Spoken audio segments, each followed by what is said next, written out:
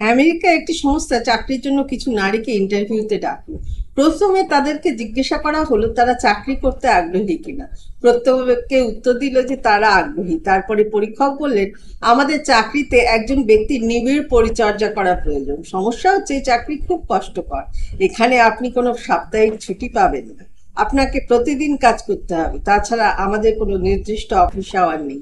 বলা যায় আপনাকে 24 ঘন্টাই কাজের সাথে থাকতে হবে এবং হাসি মুখে সাহায্যের জন্য সব সময় প্রস্তুত থাকতে হবে। দিন রাত বলে কিছু থাকবে না। সম্পূর্ণ ইন্টারভিউ ভিডিও করা হচ্ছিল। এই পর্যায়ে দেখা যাচ্ছিল চাকরি প্রার্থীদের মুখ কালো হয়ে গেছে। উপস্থাপক জিজ্ঞাসা করলো, আপনারা কি এই চাকরি করতে আগ্রহী? তারা অনেকেই হেসে উত্তর দিল, এই চাকরি কেউ করে। তবে উৎসাহবশত কেউ কেউ জিজ্ঞাসা করলো, বেতন কেমন দেবেন আপনারা?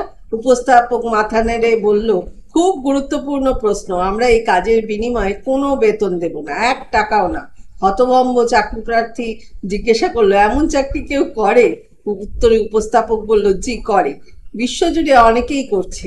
চোখ ছানা বড়া করে প্রার্থীরা এবার জিজ্ঞাসা করলো, কে করে? উত্তরে উপস্থাপক বলল, মা।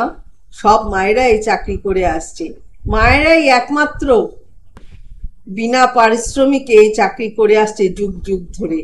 তাই তো আজ আমরা সাবালক হয়েছি, নইলে জীবনের প্রথম দিনটাও বোধহয় দেখতে পেতাম।